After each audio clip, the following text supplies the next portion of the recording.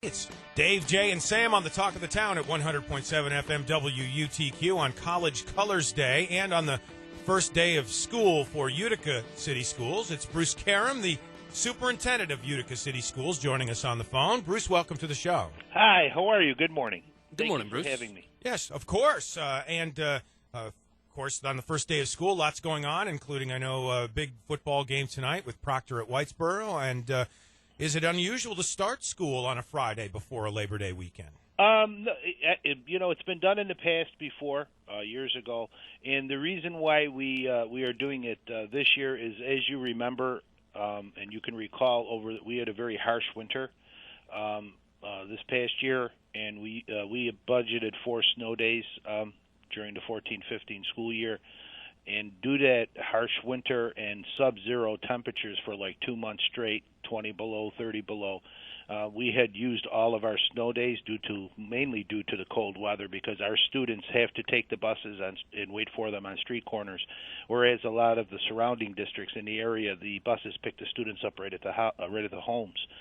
So because our students have to wait on street corners like that, and with these very chilly sub-zero temperatures, it's really not, it's really not good to allow them to do that. So we used all our snow days, and this year, it looks as though we're going to have another harsh winter. So what we did was we budgeted an additional snow day, so we have 5 now this year. So we're starting 1 day early, so it would not affect the students' April break. Very good. Bruce Karam from Utica City Schools joining us on the phone here, Talk of the Town. Governor Cuomo yesterday calling for a review of Common Core again, saying it, quote, not working right now. What are you feeling about that in the Utica City School District? Well, obviously, all along, the Common Core, I believe, there are good things about it. But I believe the implementation of it, could have been, a lot smoother and done differently to make it smoother and more effective and efficient. However, that didn't happen. So I think rethinking the situation and taking a look, how we can, revise it, so that it'll better meet the needs of the students and the teachers, I think is a great idea. And Bruce, and with that, last year I know there was really a lot of hubbub, if you will, about that, and how this was going to be implemented in schools. And with that, dollars and money was also an issue with Utica schools, bringing back, some cuts that we thought were going to happen. How's it looking this year for teachers?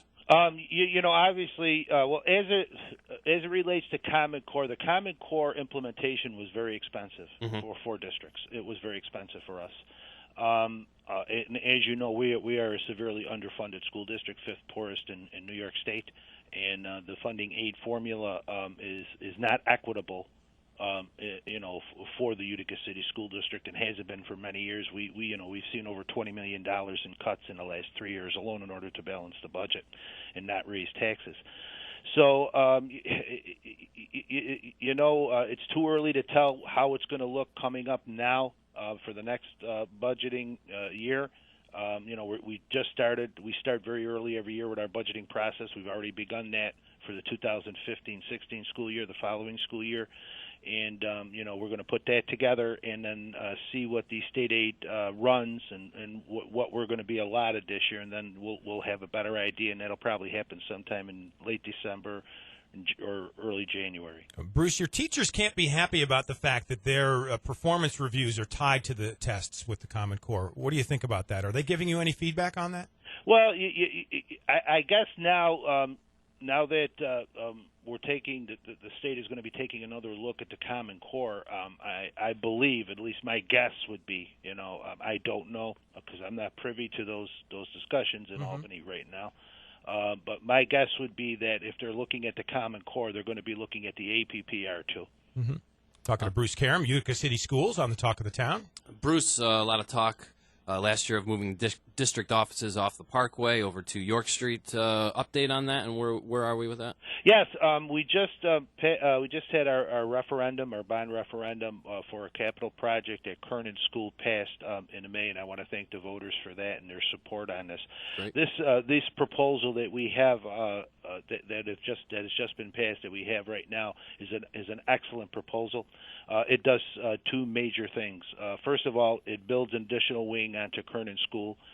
Because the Utica City School District is growing. We're the only growing district in the area, so it's going to give us additional classroom capacity and more state-of-the-art and up-to-date technology in classrooms. In addition to that, we had decided to put a third floor on this wing, and this third floor is going to be our administrative wing. So we will no longer have to pay a private landlord rental payments or pay any kind of property taxes.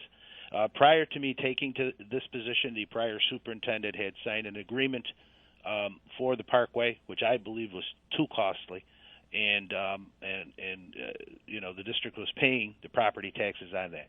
And in this day and age, especially with the severe cuts that we've experienced over the last 3 years, we renegotiated a short-term lease while the building is going to be renovated over at Kernan, and whereas the landlord will be paying the taxes, and we severely cut the rental payments in order to save the district and the taxpayers' money. So we've been doing a lot of things over here, and this project in particular is very good. It's very good for the school district. It's very good for the taxpayers. And in the long term, it gives the administrative offices a permanent location in one of our own buildings, so we do not have to pay a private landlord any more rent payments.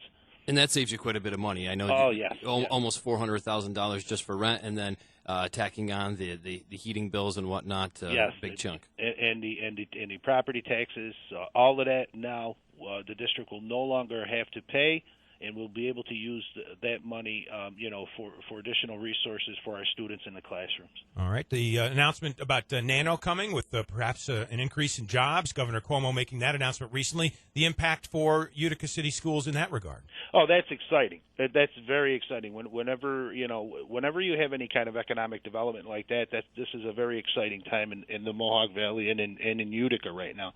This is going to be a godsend for everyone. What the Utica City School District and what we've been planning the last couple of years in anticipation of this Nano project up in Marcy. At Proctor High School, under the capital project, we currently have a $187 million capital project that is in progress. We're in the final stages, the last couple of years of it. We designed a Nano lab, a clean room up at Proctor High School. And this Nano lab is complete. It just got completed. It's brand new. And we are going to have two courses that we are going to be starting this school year right now in September, with today the opening of school. One of them is Principles of Engineering, and the other one is Introduction to Nanotechnology.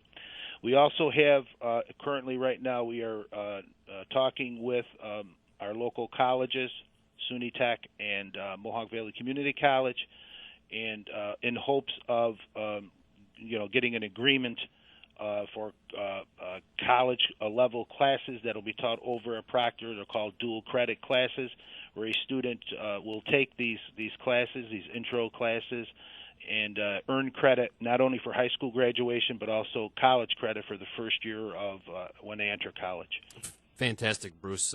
It's great to see that you guys are in the forefront of that. Wrapping up here, any thoughts or any words you'd like to give to students or parents coming in this year to the district? I could just tell all our students and all our parents that we've been working very hard this summer. As soon as the school year closed on June 30th, all summer long we've been planning and preparing for the opening of school.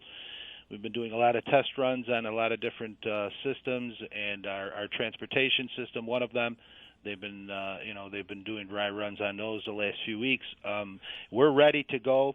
We had a very busy construction summer. However, our maintenance department did an outstanding job in getting our buildings ready. I know our teachers are all excited about coming back and we are all excited about receiving the students today, and our expectation is we're going to have a very smooth opening. Well, good luck with it. And, Bruce, today is also College Colors Day. That's our live poll question today we're running. What are your college colors? And I guess you being a UC guy would be navy and orange, right? That's what it is. All right. Absolutely. Very good. Perfect, Bruce. Appreciate it. Listen, you guys have a great Labor Day weekend, and thank you for having me. All right, as well. will do. It's 100.7 FM WUTQ with the talk of the town. Our news block is next.